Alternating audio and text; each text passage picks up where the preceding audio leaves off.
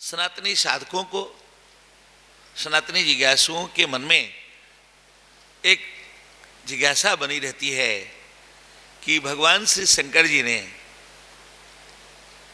दक्ष का जो गला कटवाया और उनको बकरे का गला लगवाया, उसका हमारे जीवन में क्या संदर्भ हो सकता है। उस कहानी का, उस मिथ का सार्वभौमिक, सार्वजनिक, सार्वदेशिक, सार्वकालिक अर्थ क्या है,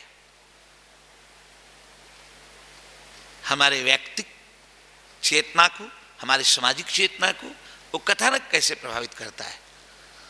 social engineering, social management, inner engineering और इनर मैनेजमेंट को कैसे प्रभावित करता है कहानी, वो मिथ। पहले हम मिथ को थोड़े में स्मरण में लेते हैं।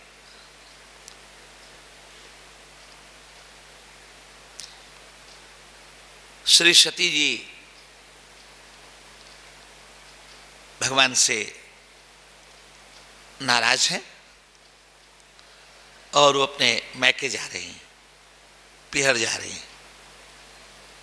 वहां वो पहुंचती हैं। अच्छा देखिए, वहां वो जब पहुंच जाने लगती हैं और शंकर जी के लाख रुकने पर भी रुकती नहीं हैं।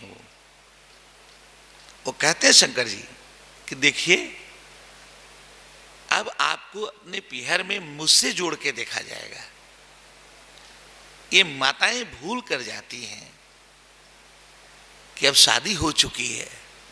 ओवर कॉन्फिडेंस में पिहर के प्रति उनके मन में रहता है, अरे मैं तो पिहर की रहने वाली हूँ, मेरे भैया हैं, मेरे भाभी हैं, मेरे पिताजी हैं, मेरी माताजी हैं, उन्हें पता नहीं होता कि शादी हो चुकी है। अगर पति से नाराज हो जाएंगे, पति का ध्यान न करेंगे, तो पिहर वाले फिर अपनाएंगे नहीं। आपका ससुराल का संबंध जितना ओके रहेगा, पति से संबंध जितना ओके रहेगा, वही वेटेज आपको आपके पिहर में प्राप्त होगा, नहीं तो आप हल्की पड़ जाएंगी।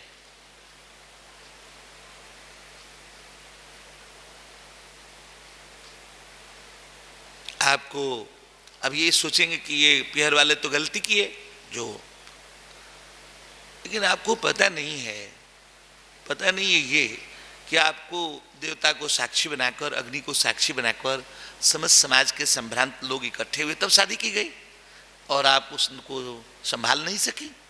आपकी भारी जिम्मेवारी थी, तो आपने सामाजिक जिम्मेवारी का पालन नहीं किया। तो नहीं पालन किया तो आपको जैसे कोई जॉब अलॉटेड जॉब हो और आप उसको संपन्न करें, आप सोचे कि मैनेजिंग डायरेक्टर आपको इसके लिए वेलकम करे। कभी संभव है किसी कारखाने में, किसी ऑफिस में आपको जो जिम्मेवारी दी गई वो आप उसका पालन नहीं किए। अब आप सोचे कि हम चिकनी चुपड़ी बातें करके और मैनेजिंग डायरेक्टर को खुश कर लेंगे, उसकी तो पूरा जिम्मेवारी है ना। अलॉटेड जॉब समय के अंदर आप संपन्न करिए। आप मिलने आइए चाहे ना मिलने आइए, आप जहां वहीं रहिए, ये सूचना मिल जाएगी। शादी होने के बाद सीता जी कभी जनकपुर नहीं गए, लेकिन जो उनको अलॉटेड जॉब था वो संपन्न करती रहे। जनक जी उससे प्रसन्न रहे। पूरा मैथिल जगत आज तक लेकर उनको बहुत गर्वान्वित है। क्या सती का कैरेक्टर, क्या सीता का कैरेक्टर। साधु, मैं तो सीता जी के लिए ये भी कहता हूं, कई बार मुझे महसूस होता है, श्री सीता जी का जब वनवास हो गया, वो गर्भवती थी, सेंसिटिव पीरियड था, कोई फेस नहीं कर पा रहा था, श्री राम भी फेस नहीं किए, लक्ष्मण जी ने भी झूठ बोला उनके वनवास के समय, और उनका वनवास हो गया। ले जाकर के उतार दिए, गंगा पार कराकर लक्ष्मण जी को कहे कि आपका भैया ने, भगवान ने वनवास कर दिया है, अब सदा यही रहेंगे। बहाने से ले गए थे ऋषि दर्शन करा करके लौटाने की बात, बराबर भगवान से कहती रहती, भगवान राजकाज में व्यस्त रहते। अब वो जंगल में रहीं, बाबा महर्षि वाल्मीकि के यहाँ रहती हैं वो, लेकिन उनने कभी भी श्री लव कुश जी को श्री राम जी के खिलाफ कुछ नहीं बताया है। जब घोड़ा पकड़ लिए लव कुश, तो श्री सीता जी वहां आई और कहा, ये तेरे पिता हैं जिनकी नाम का संकीर्तन, जिनकी गाथा को लोरियों में मैंने तुम्हें सुनाया है बचपन में, जिनकी गाथा महर्षि वाल्मीकि जी लिख रहे हैं, ये तेरे पिता हैं, तुम प्रणाम करो। चाहती तो कह सकती थी ये वही आदमी है जब तुम पेट में थे तो इस बिना कारण बताए वनवास कर दिया था, अगर तुमने छत्राणी का दूध पिया है तो बदला ले, कह सकती थी। उनने कुछ भी नहीं कहा। माँ का काम है A for apple, B for Y, C cat, क कबूतर, ख खरगोश पढ़ाना माँ का काम नहीं है, ये सेकेंडरी काम है। फर्स्ट काम है माँ का जगत के पिता से जोड़ते हुए जगदीश से जोड़ देना, परम पिता से जोड़ देना, यही माँ का जॉब है। माँ की पाठशाला का अंतिम भावा पढ़ाई है कि बच्चों को जो उसके लौकिक पिता हैं उनके अंदर श्रद्धा प्रेम पैदा करते हुए परम पिता परमेश्वर में भक्ति तय कर देना, माँ का जॉब पूरा हो गया। ठाकुर जी पढ़ी लिखी हैं तो एप्पल भी बॉय, होमवर्क भी करा दे, लेकिन मुख्य काम ये है, मुख्य काम है कि संतान के सामने कभी पिता की शिकायत न करे, उसके अंदर निगेटिविटी तय न करे। ठाकुर जी चाइल्ड साइकोलॉजिस्टों का मानना है कि जो सोकल्ड माँ बाप हैं, बाई एन एक्सीडेंट बच्चा जिनको हो गया है, तो बच्चों का पालन ठीक से नहीं कर पाते। वो खुद ही अभी बच्चे हैं, माँ बाप बनने लायक है ही नहीं। बच्चा रो रहा है, मोबाइल दे दिया, गुस्सा में है, पिताजी की शिकायत करने लगी, बच्चे के सामने तू मैं करने लगे, बाबा वो माँ बाप बनने लायक नहीं है। मैं ज्यादा न कहते हुए मैं सीता जी के ऑनर में कहकर सती को समझने का प्रयास करूंगा। श्री सती जी जो है वहां जाती हैं तो यज्ञ में, पिता के यज्ञ में सबका भाग लगा था, सबका स्थान था यज्ञ में, सारे देवताओं का, महादेव का स्थान नहीं था। बहुत दुखी हुई पति की अवमानना देखकर, और वहां यज्ञ में जल जाती है। तो एक इसके पूर्व एक और चीज समझना है, सती जी जब जाने लगी, भगवान के लाख समझाने पर भी रुकी नहीं, और वहां वो गई तो एक घटना घटी। शंकर जी ने अपने गणों को भेज दिया उनके साथ। ठीक है, हमारे आपके बीच का पर्सनल बात है, लेकिन आप पब्लिकली जब जा रही हैं तो भगवान ने अपनी मर्यादा के साथ उनको भेजा। ठीक है, उनको सेवादारों को भेजा कि आप साथ में जाएं। मतभेद हो सकता है, मन का भेद नहीं होना चाहिए। साधु बाबा किन्हीं बात पर हमारा आपका अंतर हो सकता है, सुबह से शाम तक एक तरह का खुद ही का विचार नहीं रहता है, तो अगर किसी का मत हमसे नहीं मिलता है कोई बात नहीं, मन का तो अंतर नहीं होना चाहिए। आप किसी चीज को दूसरे ढंग से समझते हैं, हम किसी चीज को दूसरे ढंग से समझते, ये विचार का अंतर हो सकता है, लेकिन मन का अंतर ना हो, मन में कोई दुराव ना आए किसी के प्रति, इसको समझने की जरूरत है। ठाकुर जी संबंधों की सुरक्षा के लिए इसे जानना जरूरी है। श्री सीता जी न राज्य का सुख भोग पाई और न जंगल का दुख। मुझे ये कहने का दिल कर रहा है, वो न जंगल की दुख में थी और न राज्य के सुख में थी, दुख सुख से ऊपर जो चीज होता होगा कुछ आनंद जैसा, जिसको सनातन कर, वो उसको उपलब्ध रहे। नहीं तो दुखी रहती तो कितना दिन एक्ट करती, कभी न कभी तो उनके बॉडी लैंग्वेज से, चलिए ओरली नहीं कहती, बॉडी लैंग्वेज से तय हो जाता है, नहीं उनके मौन रहने से, उदास रहने से तय हो जाता है। बच्चों में तो बात चली जाती। ओ फिर वो जंगल में रहकर दुखी नहीं हुई और राज्य में रहकर सुखी नहीं हुई, जंगल में भी नहीं हुआ है और राज्य में, फिर वो कहाँ थी? भगवान के आदेश में रही, जंगल में नहीं। जंगल में दुख में अगर रहती तो वाल्मीकि जी से कह रही जनकपुर ले चलिए, हमको पिताजी के यहाँ छोड़ दीजिए। जनक जी ब्रह्म विचार गोष्ठी करते थे, ब्राह्मणों को सब जानते थे, ब्राह्मण भी उनको जानते थे। सीता जी को महर्षि वाल्मीकि जानते हैं कि जनक नंदनी है। वो दुखी होती तो कहती मेरे पिता के यहाँ छोड़ दीजिए। तो दुखी नहीं थी जंगल में, वो वास्तव में ना जंगल में नहीं राज्य में रही, वो भगवान के आदेश में रही। ये बड़ी बात है। आज्ञा सब न सुसाहिब सेवा, इसको गुरु ग्रंथ साहब में कहा है, हुक्म रजाई चलना नानक लिखिया ना, उसके हुक्म और रजामंदी में चलना सीख। अब जिसको बाइबल में कहा दाई विल बी डन, तेरी इच्छा पूर्ण हो, प्रभु यीशु ने कहा सूली के दरमियान दाई विल बी डन। यूं मैंने आपको निवेदन किया कि श्री सती जी जल जाती हैं, योगाग्नि में जल जाती हैं। गोसाई जी ने बड़ी बड़ा संभाल के लिखा, योगाग्नि ही लिखा, शिवपुराण में भी योगाग्नि लिखा। समान लोग समझते हैं कि भौतिक आग में जल गई होंगी, योगाग्नि में जली हो।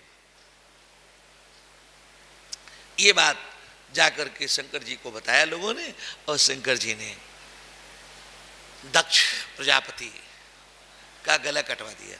और ये शंकर जी और दक्ष के बीच का जो द्वंद्व शुरू हुआ था, वो प्रयागराज में दक्ष जब प्रजापति नियुक्त हुए तो सभा में सारे देवता उठ करके उनका स्वागत किए, लेकिन भोलेनाथ वो बैठे ही रहे। दक्ष प्रजापति को लगा कि मेरा अपमान किया, सब तो स्वागत कर रहे हैं, आंख मूंद कर श्री राम महाप्रभु का ध्यान करते रहते हैं, श्री राम जी का नाम जपते रहते हैं। दक्ष प्रजापति ने उनको भला बुरा बोला, शमशानी है, ये है, वो है, मैंने जबरदस्ती से शादी कर दी ब्रह्मा के कहने से, इस योग्य नहीं था, मेरी बेटी का दुर्भाग्य था जो इससे शादी कर दिया। मैं तो इसको अपमानित करने के लिए ही एक यज्ञ करूंगा। भगवान को प्रसन्न करने के लिए न यज्ञ होता है, वो कृत्य, वो समस्त क्रिया व कर्म जो भगवान की प्रसन्नता के लिए किया जाए उसको यज्ञ कहते हैं। नहीं, of the ultimate, by the ultimate and for the ultimate. और उस परम सत्ता को, उस परम प्रभु को बेइज्जत करने के लिए, डिफेम करने के लिए यज्ञ कैसे होगा? यज्ञ तो अपने आप ही में थीम ही नहीं ठीक है, कंसेप्ट ही नहीं क्लियर है, सैद्धांतिक भूल है। तो फिर जो उस पे जो भी जो फ्रेम आउट होगा, जो स्ट्रक्चरल डिजाइनिंग होगी, वो सब अपने आप में गलत हो जाएगा, नहीं हो जाएगा। तो यज्ञ है ही नहीं, यज्ञ पहले से ही विध्वंस होना था, विध्वंस हो गया।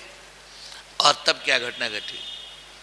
भगवान शिव को जब पता चला, भगवान शिव शंकर जी को जब पता चला कि भवानी सती ने शरीर त्याग दिया, तो उनने क्रोध किया और एक वीरभद्र उनकी जटा से तोड़ के प्रकट हुए और वीरभद्र को कहा कि जा करके यज्ञ विध्वंस करो और दक्ष का गला काट दो।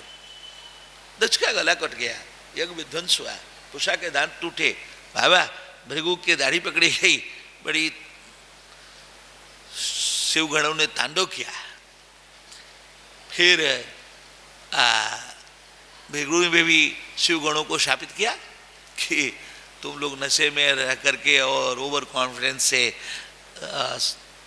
ब्राह्मण के साथ ऐसा दुर्व्यवहार कर रहे हो, तुम लोग हमेशा नशा में रहे वो प्रमादी रहोगे, शिवगण हमेशा प्रमाद के शिकार होते रहेंगे।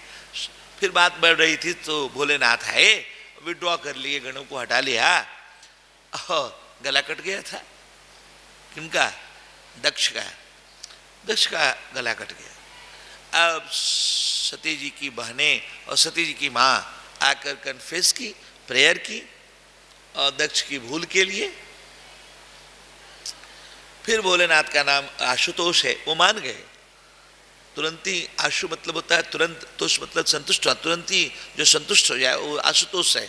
सज्जन का गुस्सा पानी में लकीर होता है, दुष्ट का गुस्सा पत्थर में लकीर होता है। वो सज्जन शिरोमणि है, साधु शिरोमणि है। श्री शंकर जी मान जाते हैं और बात ये हुई कि इनको गला लगा दिया जाए, तो बकरी का गला लगा दिया गया। और बकरी का गला लगा दिया गया तो दक्ष ने अपनी गलती रियलाइज किया और फिर से जो यज्ञ पूरा नहीं हुआ था उस यज्ञ कार्य को संपन्न कराया गया। भगवान शिव की महिमा में जीते हुए यज्ञ कार्य संपन्न हो गया। गई बहोर गरीब निवाजू सरल सबल साहिब, गई प्रतिष्ठा श्री राम राघव की कृपा से प्राप्त हो गई और ये व्यथा कथा को उपलब्ध हो गई। ये कथा है, मोटी मोटी कथा ये। अब इसमें दक्ष का बकरा का गला लगना क्या है, उसकी प्रासंगिकता हमारे जीवन में क्या है, इसको जरा देखिए। बकरा का गला लगा, गला तो बकरा का लगा। दक्ष अहंकारी है, बकरा भी अहंकार का ही प्रतीक है। वो सिर खड़ा किया रहता है, बकरा देखिएगा सिर खड़ा करके चलता है, कभी झुका के नहीं चलेगा। चलेगा तो खड़े करके चलेगा। छोटा बकरा, बड़ा बकरा, मोटा बकरा, दुबला पतला बकरा। और एक बात और मैं बड़ा आश्चर्य देखा, आप भी सोशल मीडिया में अगर देखे होंगे तो एक बड़ा गजब घटना घटी। घटना ये घटी, अब की बार मैं देख रहा था बकरीद के अवसर पर, पहले से ही सोशल मीडिया में फोटो आने लगे बकरों के, कौन बकरे कहाँ बिक रहे हैं, क्या हो रहा है। कभी आप ऐसा नहीं देखे होंगे कि एक बिल्कुल लीन थीन बकरा जिसके पैर लड़खड़ा रहे हों, उसको बकरीद के अवसर पर बलि दे दिया जाए। देखा है क्या? हाँ, बकरा की बलि उसी की होती है जिसके सींग बड़े हैं, जिसकी दाढ़ी बड़ी है, जिसकी मूंछ बड़ी है, जिसकी पूंछ बड़ी है, जिसके मांस बड़े हैं। आवा बिल्कुल कमजोर बकरा, चलने में भी असमर्थ हो, गरीब से गरीब मुसलमान भी उस बकरे का कुर्बानी नहीं करेगा। हिंदू भी बकरा की बलि करता है काली जी के यहाँ, तो एकदम चल फिर नहीं पा रहा है, एकदम लड़खड़ा रहा है, उसकी ले जाके बलि करेगा? बोलिए, गरीब आदमी भी अगर पैसे और उसकी व्यवस्था से ही था तो धनी आदमी मोटा बकरा का करता, बड़ा बकरा का। गरीब आदमी छोटे बकरे का करता नहीं, कमजोर बकरा, मरणासन बकरा का करता। मरा हुआ आदमी, गरीब गुरबा आदमी, ऐसा तो कभी नहीं होता। क्यों होता है? वास्तव में कभी आपने इस पे सोचा कि सारे हट्ठे कट्ठे बकरे ही क्यों बकरीद में जा रहे हैं? और वास्तव में जो बकरा है, मोटा बकरा, वो हमारे अहंकार को रिप्रेजेंट करता है, और दुबला बकरा तो हमारा अहंकार का प्रतिनिधित्व ही नहीं करता है। इसलिए इस बकरे के क्या बलि करना है, मजा ही नहीं आएगा। वो तो उसको जब बलि के लिए ले जाएंगे ना, तो ऐसे ही आप डिफेम हो जाएंगे, नहीं डिप्रेशन को प्राप्त हो जाएंगे। एक फ्री में कोई बकरा दे दे कि आप इस बकरे को, जिसके पैर लड़खड़ा रहे हों, जो कि इसकी बकरा की आप बलि कर दीजिए, हाँ काली माँ को चढ़ा दीजिए, बकरीद के दिन बकरा का बलि कर, नहीं कोई लेगा, क्योंकि उसमें अहंकार उनका पहले मर जाएगा। सारा खेल तो अहंकार का है। जब बकरा मोटा होता है तो हमारे मोटे अहंकार का, गरीब गुरु बाबा का भी अहंकार बहुत बड़ा होता है, तो हमारे अहंकार का, जीव का अहंकार मोटा होता है और शिव का अहंकार शून्य होता है। ठाकुर जी, दुबला अहंकार, पतला अहंकार, कमजोर अहंकार मतलब शिव, और मजबूत अहंकार मतलब जीव। तो जो बलि होती है जीव की, किसी भी प्राणी की, वो मोटे ताजे की होती है। बाबा सुन रहे हैं? चींटी की बलि नहीं होगी, ऊंट की बलि होगी। बड़ा है, गर्दन ऊंचा किए है, उनकी बलि होगी। सर खड़ा किए बकरा जी, इनकी बलि होगी। नहीं, अब सवाल ये है कि पूरी दुनिया में बकरा पे बाबत आया केवल सिर खड़ा करने से। सिर खड़ा किया इसलिए बकरा, वो जो बकरा बोलता है मैं, वो जो मैं बोल रहा था बाबा, उसकी बलि हो रही है, उसका मैं की बलि हो रही है। वो हमारे मैं को रिप्रेजेंट करता है बाबा। कमजोर बकरा हमारे कमजोर मैं को तय करेगा, इसलिए हम उसकी बलि नहीं चढ़ाएगा। हमारा मैं तो गरीब आदमी का भी मैं मोटा है, इसलिए मोटा बकरा का गर्दन काटने में मजा आएगा। कमजोर बकरा का क्या कौन काटेगा? कोई नहीं काटेगा, ऐसे मर जाए भले, उसको कोई काटेगा नहीं। ठीक है, वो बलि के लायक फिट नहीं है। साधु साधु साधु। मैं आपको एक बात कह रहा हूं कि जब दक्ष के अंदर तो शिव को जो डिफेम करे, शिव को डिफेम अल्टीमेट का अनदेखा करके अंडरएस्टिमेट करे, इसका मतलब ईगो मोटा था, बड़ा था, तो गला काटा गया बकरा का। तो दक्ष का गला कटा, फिर बकरे का गला लग गया। क्या अंतर पड़ा? अरे गला तो इसको भेड़ा का लगाना चाहिए था। शंकर जी ने ऑपरेशन तो किया, ट्रांसप्लांटेशन तो किया, लेकिन वास्तव में इसको भेड़ का लगाना चाहिए था। सिर झुकाए रहता है नहीं, उसको तो ऑलरेडी बकरा का गला था, उसका मैं खड़ा था। मैं मोर तय तो, और भगवान कहते माया है लक्ष्मण जी से, राम गीता में, श्री राम गीता में अरण्य कांड में कहते। मैंने कहा आपको, उसको शंकर जी ने उसको बकरा का गला लगाया। अब बकरा के गला लगाने से यज्ञ पूरा हो गया, तो बकरा का गला लगाया तो फिर तो मैं की स्थापना कर दी। अब मैं था ही, अब मैं से कैसे होएगा यज्ञ? मैं से तो यज्ञ नहीं होएगा। प्रथम दृष्टिया ऐसा ही लग रहा है, ध्यान से सुनिएगा। दो मैं है हमारे पास, दो मैं है। एक मैं की तो निंदा है और एक मैं की बड़ाई है। हमारे पास में जो अहम है, जो मैं है, अहंकार है, वो दो है। एक तो अहम निंदनीय है, जो मैं मोर तय तोर करता है, और एक अहम जो है प्रशंसनीय है। संस्कृत में अब उत्तम पुरुष, मध्यम पुरुष, अधम पुरुष, तीन पुरुष की कल्पना है। अहम अवाम वयम उत्तम पुरुष, त्वम जुआम जुयम मध्यम, और सह अवाम, ये जो अहम अवाम वयम है, सह तौते, अब ये अधम, त्वम जुआम जुयम मध्यम, और अहम अवाम वयम ये उत्तम पुरुष है। उत्तम पुरुष का क्या अर्थ होता है संस्कृत में? अहम तो निंदनीय है, तो उत्तम पुरुष क्यों रख लिया? संस्कृत में उत्तम पुरुष है अहम। बाबा हम दोनों, हम लोग, तुम दोनों, तुम लोग, ये मध्यम पुरुष। वह वो दोनों और वे लोग, ये अधम पुरुष है।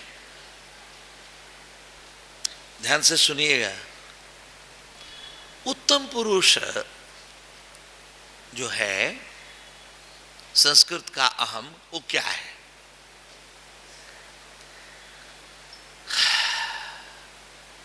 संस्कृत का उत्तम पुरुष अहम है। अब और प्राकृत का जो उत्तम अहम है वो निंदनीय है। जो अपने को बड़ा मानता है और सबको छोटा मानता है वो अहम निंदनीय है। और संस्कृत का उत्तम पुरुष कैसा है? संस्कृत का अहम उत्तम पुरुष कैसे हुआ, वो प्रशंसनीय कैसे हुआ जानते हैं? अहम ब्रह्मास्मि, मैं ब्रह्म हूं, सो अहम, मैं वही हूं, और तत्त्वमसि, आप भी वही हो, सेकंड पर्सन। और थर्ड पर्सन, अयम आत्मा ब्रह्म, सर्व खलविदम ब्रह्म, मैं ब्रह्म हूं, आप ब्रह्म हैं, जो यहां नहीं है वो ब्रह्म है, सभी ब्रह्म है। इस तरह का जो अहम देखता है वो संस्कृत का अहम है, वो प्रशंसनीय है, उसमें अहंकार का दोष नहीं है। और संस्कृत के जो मूल हैं वो शंकर जी हैं, शिव हैं। अयुड़ा रिलिका एवंगा, उनसे सूत्र प्रकट होते हैं, उनके डमरू से महेश्वर सूत्र कहे जाते। तो शिव की जो भाषा है वो संस्कृत है, तो शिव की जो भाषा है वो संस्कृत है। तो शंकर जी ने जो अहम स्थापित किया और जो दक्ष का अहम था वो प्राकृत था कि मैं बड़ा हूं और सब छोटे हैं। लेकिन अब उसी अहम को इनने मॉडरेट कर दिया, उसका जो ऑपरेशन हुआ तो वो अहम, उसके अंदर ऐसा रूपांतरण हुआ बाबा कि उसको बोध होने लगा कि मैं ब्रह्म हूं और आप भी ब्रह्म हो, सभी ब्रह्म हैं बाबा। तो शिव के द्वारा जो बकरा का गला लगा वो उत्तम पुरुष की स्थापना की गई, संस्कृत की स्थापना की गई, संस्कृत अहम की। प्राकृत अहम के को हटाया और संस्कृत अहम को स्थापित किया। ठीक है साधु? तो जो बकरे का गला लगा और उससे यज्ञ पूरा हुआ वो संस्कृत का अहम है, वो शिव अहम है। अब भगवान शिव जो है अहंकार के देवता है, अब वो शिव का अहम है। जीव का अहम हटाया और शिव का अहम स्थापित किया। अब दक्ष के वध में, दक्ष वध का जो रहस्य है, बकरा का गला हटाकर, दक्ष का गला हटाकर वो जो निपुणता, दक्षता का जो बोध है, अब जो बकबक करने का मैं का बोध है कि मैं बड़ा हूं, सभी लोग मेरे बराबर छोटे हैं, मेरे से सब छोटे हैं, ओछे हैं, इस तरह का जो मिजाज, यहां तक कि महादेव भी हमसे छोटे हैं, इस तरह का मिजाज बढ़ा जो था उसको विस्थापित किया। वो प्राकृत अहम है, जीव का अहम है। और संस्कृत का हम स्थापित किया, शिव का हम स्थापित किया, शंकर जी के द्वारा जो स्थापित हुआ संस्कृत अहम है। जो सो अहम, अहम ब्रह्मास्मि देखता है, तत्त्वमसि देखता है, और अयम आत्मा ब्रह्म सर्व खलविदम ब्रह्म देखता है। भगवान से प्रार्थना करनी है कि हमारे अंदर भी जो प्राकृत अहम है, जो जीव का अहम है, उसको हटाएं। अब जो दक्षता का बोध है कि हमारे बराबर का कोई नहीं, उसको हटाएं, और जो शिव का अहम है वो स्थापित हो, संस्कृत अहम स्थापित हो। इसीलिए भारतवर्ष को हमारी दृष्टि से अगर विश्व गुरु बनने का सपना पूरा करना है तो संस्कृत को भाषा बनानी है, अपनी मातृभाषा, राष्ट्रीय भाषा इस देश की संस्कृत होनी चाहिए, ताकि लोगों को संस्कृत संस्कृति का पता चले और संस्कृत का अहम पता चले। और अहम और जगह अहम निंदनीय है अन्य भाषा में, संस्कृत का अहम प्रशंसनीय है, क्योंकि संस्कृत जो हुआ वही हुआ जो अपने को ब्रह्म देखा और अगले में ब्रह्म देखा और सब में ब्रह्म देखा। जय श्री राम।